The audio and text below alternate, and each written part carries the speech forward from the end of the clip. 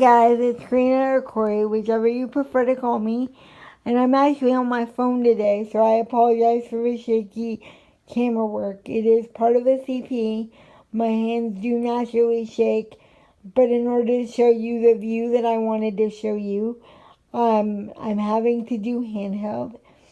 Um, Today I wanted to talk to you about reborn moms with disabilities and some of the adaptations that I use as a reborn mom with a disability to access the hobby and do the things that all of you do, like dressing and photographing and holding and storing your babies.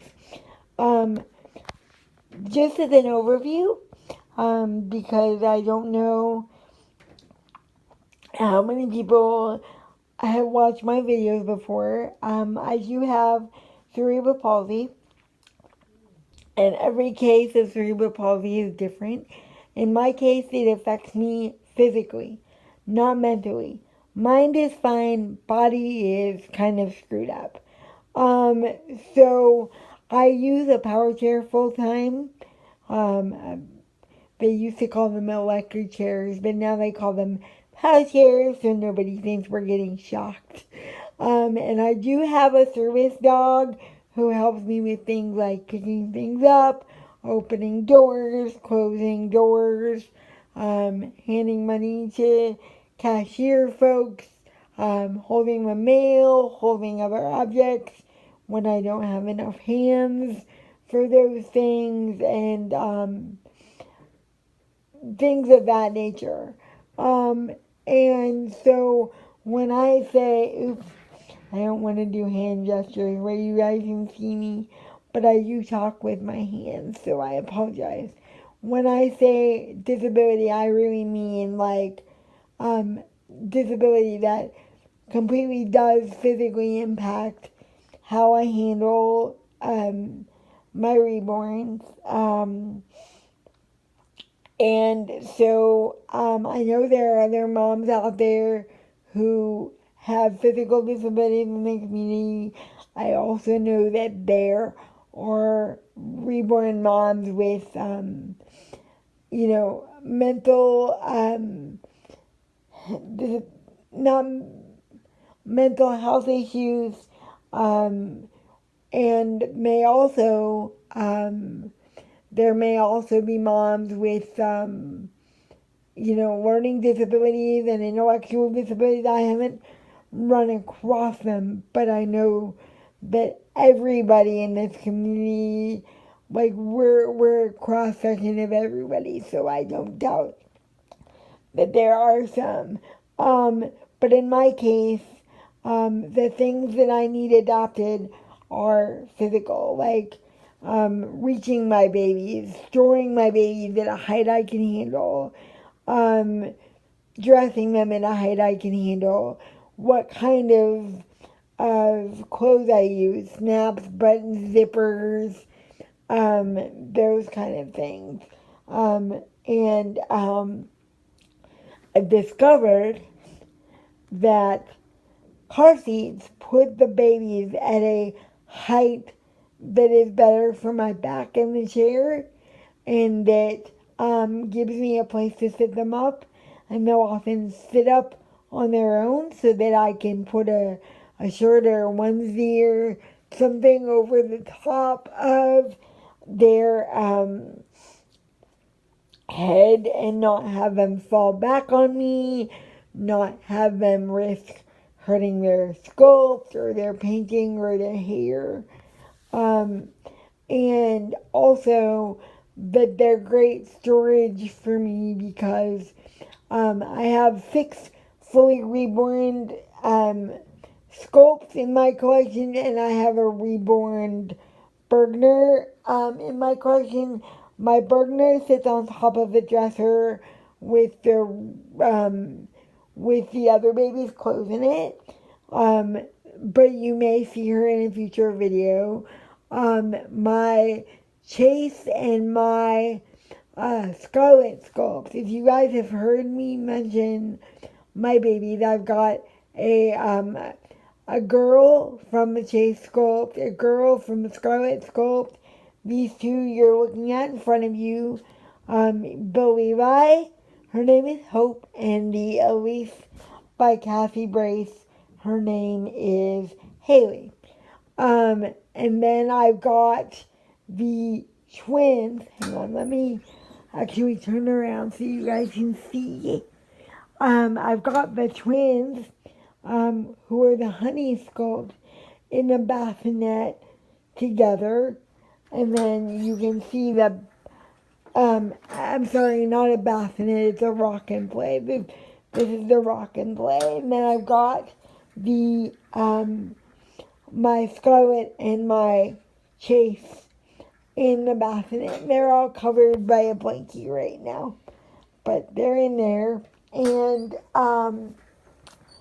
then I've got these two in the car seats.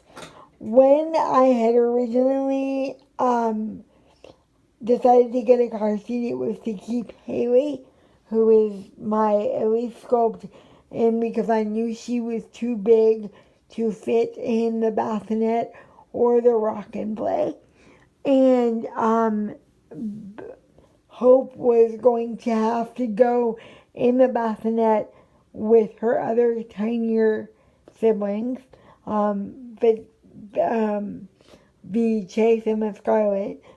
But once I discovered how useful the car seats were, I found that having 3 babies in the bassinet was too much for me, and that actually dressing them was much easier with a car seat. But I didn't want to take Haley in and out. She's got really delicate rooted hair and like really fine, not thick rooted hair, but really super like newborn fine. And so I didn't want to always be lifting her in and out of the car seat for worry of ruining it. So I decided that if I needed help dressing both her and the little ones, that I would look for a secondary car seat on the secondary market again, because they are expensive. And I decided that I would try to stick with the same theme. I didn't know if it would be possible, but through some sheer dumb luck and through some persistence by me and people helping, pick things, drive to places and look at ones for me, and look online for ones for me, I found 2 that I could afford. And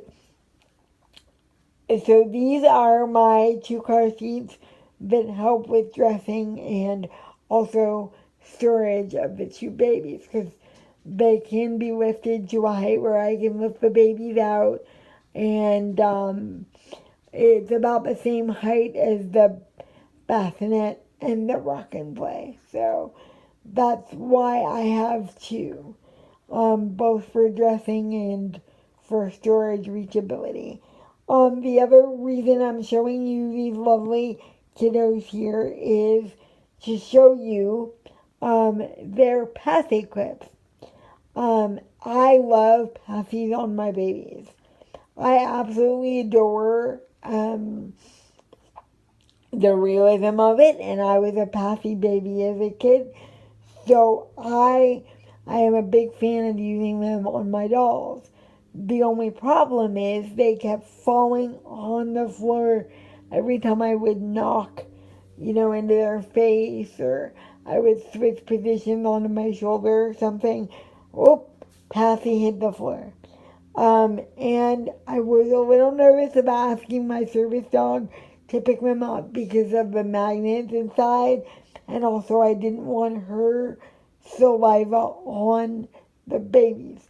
So although she probably would have handled it great, she was trained for 2 years by an organization before I got her, and she can pick up anything and not swallow it.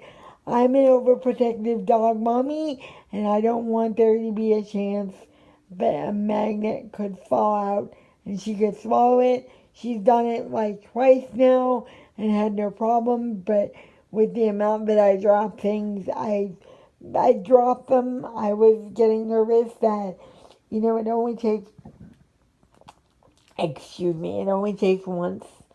And I couldn't bear, my hobby potentially making my doggy sick. So I said, nope, gonna do it myself. And I can bend over to pick things up, but it hurts and it's a long process. And that's why I have the service dog. And so I decided not to bend over anymore to pick them up and knew I needed help. And I was able to find passive clips that were both affordable and that shipped quickly. And I have one for each of my babies, each of my 6 full-size babies. And these 2 guys, though, are the only ones wearing them right now, which is why they're the ones in the video. And you can see both. In both cases, you can see the little blocks that spell out baby, or the little, the little fun thing on the passy clip. I'm not even sure what to call those rocks, or, a roll of jewels or something, and you can see the stars on them. And I've got white stars, blue stars, and pink stars. So they will rotate depending on what outfit they're wearing. But those are my 2 biggest adaptations, is the passive clips and the car seats for dressing and storage. And also, I will do another video on this. But as I said, like choosing what clothes to get, whether snaps or buttons, or what's easiest and what works, and do I dress from the bottom or the top, or those type of things. I will cover in another video. But that's another adaptation that I do have to think about. But I just wanted to show you the really easy ones that I found to be really helpful for me and my girls. The car seats and the passy clips. Comment below and let me know if you mommies out there, disabled or able-bodied, have special things that you do with your babies that make the hobby work for you, whether it's to make it more accessible, or easier, or more organized, or somewhere in the middle, or all 3. Please share your experiences, and I will continue to share mine in the hobby. And I look forward to getting to know all of your strategies for enjoying the hobby as you get to know mine. So again, as I said, comment below anything you want to share about what it is that you do to make this hobby work for you. Maybe it's something unique. Maybe it's something you think everybody does. I still want to hear about it, and I still want to know your thoughts on what I've said. If you have anything to add. Again, too, just as an aside before I go, I'm showing you these babies as well because they are 2 different sizes. And if that is, I've gotten to the point where I can hold Haley comfortably. But when I was first in the hobby, I could not hold bigger sculpts.